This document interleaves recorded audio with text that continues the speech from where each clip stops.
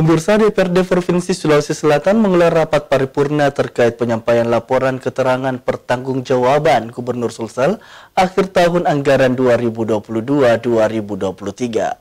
Sekaligus laporan hasil pelaksanaan reses masa persidangan 2 tahun sidang 2022-2023. Anggota DPRD Provinsi Sulawesi Selatan yang saya hormati, Kepala OPD dan seluruh jajaran DPRD Provinsi Sulawesi Selatan menggelar rapat paripurna terkait penyampaian laporan keterangan pertanggungjawaban LKPJ Gubernur Sulsel akhir tahun anggaran 2022-2023. Pada kesempatan itu, DPRD Sulsel juga menyampaikan laporan hasil pelaksanaan reses masa persidangan 2 tahun sidang 2022-2023.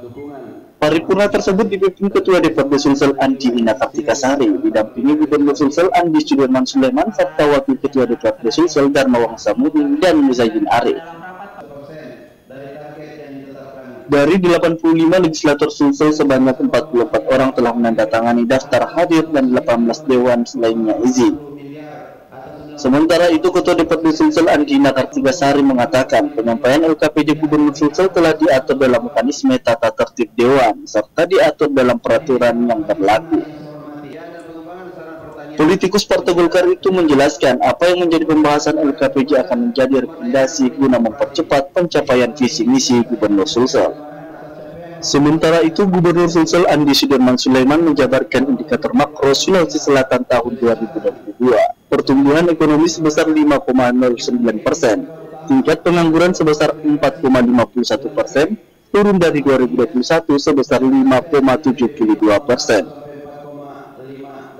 Selain itu, capaian realisasi pendapatan daerah provinsi sampai dengan periode akhir tahun anggaran 2022 sebesar 8,9 triliun lebih atau 94,71% dari target yang ditetapkan pada APBD tahun anggaran 2021.